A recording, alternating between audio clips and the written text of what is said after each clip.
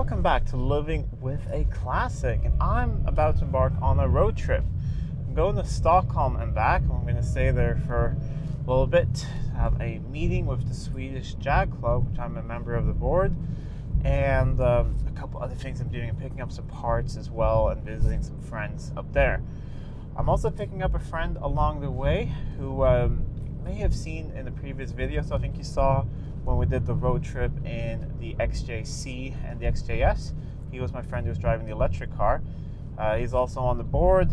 He's in charge of media. So the Swedish Jag Club has their own YouTube channel. I'll link it down below. It's all in Swedish, but they do really good buyer's guides with a local Jag place, and they're all translated with subtitles. If you need a good buyer's guide for any Jag, they do really good ones. I don't really do that much with the videoing. I just appear on video. He films it and he edits it and all that. I'm just usually a guest appearance, and that's what I'm doing on this trip as well. So I'm gonna pick him up in about half an hour at a place where he'll leave his car, and we'll drive the X-type estate. It'll be the first long road trip in this. I've been driving it for about 6 weeks now, and last week we done like 1,600 miles or 2,500 kilometers. We've done a little bit more now, maybe around 3,000 kilometers. But this trip, it's about 600 kilometers there and about 600 kilometers back. So that's about 380 miles each way.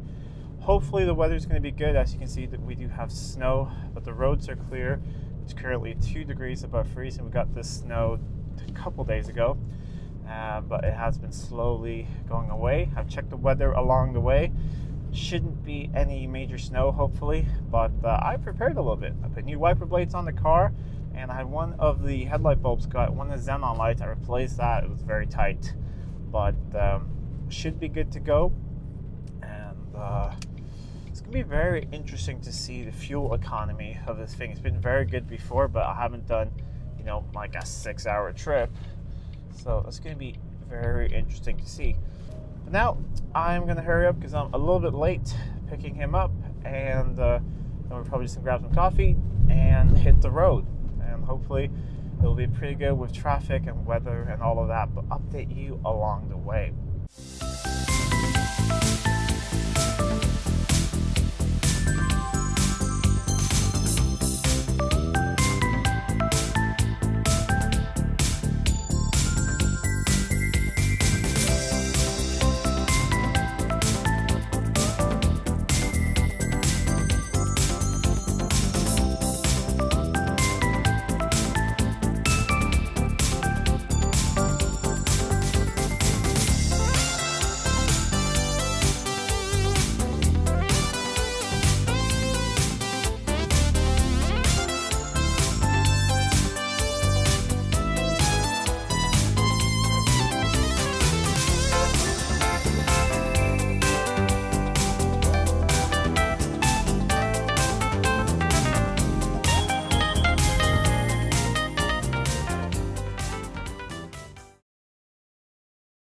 So, picked up my friend Leonard here, and now we're heading for Stockholm.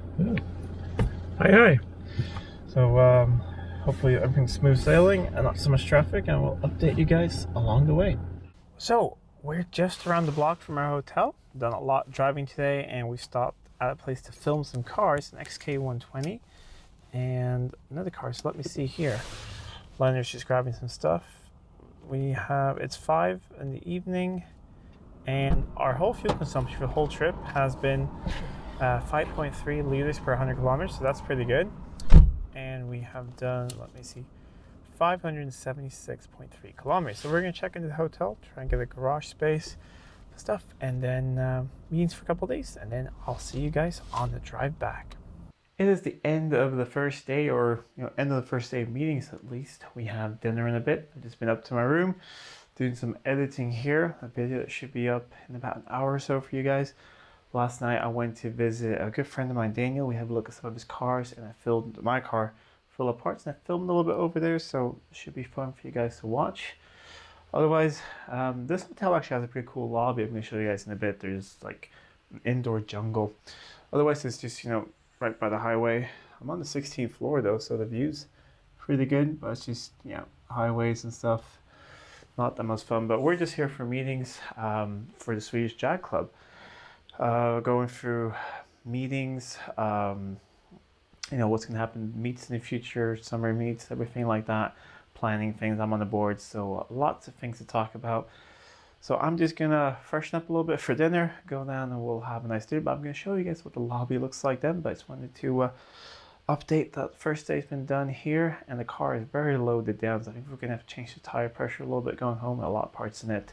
Yeah, this video should be up for you guys in a little bit, the one that's editing right now. And well, I'm not sure when this travel day is going to be over or up, sometime next week probably. So I'm going to go get ready and I'll show you guys the lobby downstairs because it's pretty cool.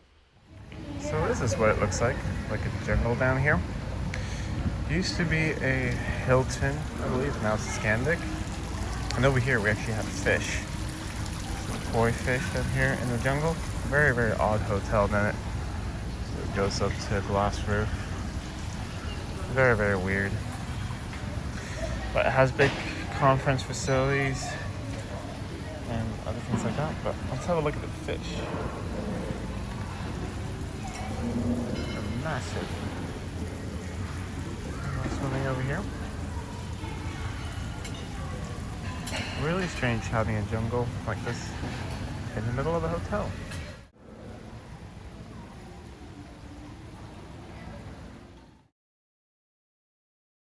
The trip back has been pretty uneventful, even though the car was really heavily loaded. It's done very, very well. And now, as you can see, it's almost dark. It is 6:45 here in the evening, and I have about half an hour left home. I'm off the highway right now, and now it's just all the small roads. And sorry about the lighting, I can't do much about it. It's just it's gotten dark. But trip so far, I've done 1,235 kilometers, another 30 left to go. And fuel consumption has been really, really good on the way back. It's just a tiny bit higher, but the car is very heavily loaded. I'll show you that tomorrow when it's all light outside. But 5.5 liters per 100 kilometers, so 5.3 on the way there. We're also driving a little bit faster on the way home, so I think that'll be really good. But it's too dark for you guys to see me. I will just get home to my family, and then tomorrow I'll show you guys everything that's in the car unloading, and we'll sort of wrap up the whole trip. So back home now, it's the next morning, and you can see, well, not that much suspension travel in the back. We actually do have travel. It moved very well, but it's quite heavily loaded, but really no worse than having 3 fully grown people in the back seat plus some luggage. So what we got is a couple of things. First of all, we have a set of XJS wheels. That one's bad, the other ones are good. It's for a customer of mine. And a friend of mine, he collected these for me, which is great. These are up from like a candy shop or something, so really great for putting parts in. And then we have a spare radiator for a V12. I'm just going to keep that if I ever need to run a V12 on the ground. I have a spare one for 6-cylinder as well, if you need to run an engine before you put it in the car. Now this is really cool. These are new old stock XJS pre-HE door cards, and they're going in my car. So now you guys will probably figure out that I'm switching to black interior in my XJS. So these are very cool. This is an intake manifold from an XK. It might be 120, 140, 150, don't know. Also a cylinder head for an early XK, might be, haven't checked numbers yet, but it's either 120, 140, 150, but we're thinking it's 120. And a cylinder block as well from the same sort of engine, 120 probably. All of that is being traded for some other parts. So I'm just basically moving them for my friend. And here are the pistons from that block and some things. And we have some distributors, a couple of carbs and things. So that's really what is going on. So I thought while I was making the trip anyways, might as well pick these parts up because it's a lot cheaper than having them shipped. And yeah, we have a, this is something for me actually. That's a flywheel and a bell housing for a manual transmission for the XK engine. So that might go into, geez chickens, that might go into my S-type. We'll see about that. But the trip. Well, the car's done very, very well. It's been absolutely flawless. Let's see. Well, kind of. I filled up right after we left. I think we drove half an hour, then I filled up. So we used less than a half tank of fuel to get home, which is amazing. The whole trip was 1,265.3 kilometers, and the average was 5.5. So it went up from 5.3 going home, but you see the car was a lot heavier. So I think the car did very, very well. It's quite a comfortable car. The only complaint I have, and that's just the only one, is the seats are a little sporty, but they're much more comfortable than they look. It really looks like there's not much padding, but after a while I got a little bit of cramp in my right foot, but then I just decided to switch and drive a little bit of cruise control. I'm not used to having cars with cruise control, so I didn't really think about that, but set the cruise control and then I could relax my foot and keep going. But yeah, it's not one of those cars that you maybe drive 5 or 6 hours and get out and feel perfect. You want to stop maybe every 3 hours to stretch your legs and get back in it. But very comfy, very good on the road. The tires are a little bit noisy, but they're old winter tires, so that's really to be expected. That's the only thing, a little bit of road noise from the tires. Otherwise, it runs very well. Great fuel economy. Really strong and powerful, even with all this stuff here in the back. I mean, we have an engine block and things, so pretty crazy. But yeah, great trip. Had a lot of fun. And one thing actually happened on the trip. I am now not only a member of the Swedish Jag Club, I decided to join the Swedish Land Rover Club. I met someone who works for the club there. We had a little bit of meeting. We tried a new thing where we tried to meet other clubs. So we had the BMW club there. It's not really my thing. But then we also had the Land Rover club. And I thought their meets seemed so cool and so much fun. And I asked, is a 2007 Range Rover too new to join the club? And they're like, no, you should. So I might go on a Land Rover meet. That'd be really, really fun. It'd be fun if I get to ride along in like a real like off-road car, because I've never been off-roading or anything and never even driven that thing in a field. So I think it'd be fun just to go there and just say like, hey, I don't want to do any extreme off-road, but I just want to take this through like a slight little thing and see what it can do. That would be really fun. Anyways, great trip, good car, good to be home. I gotta get all these things out and sorted now. The engine block is pretty heavy, but I think I'll be able to get it out.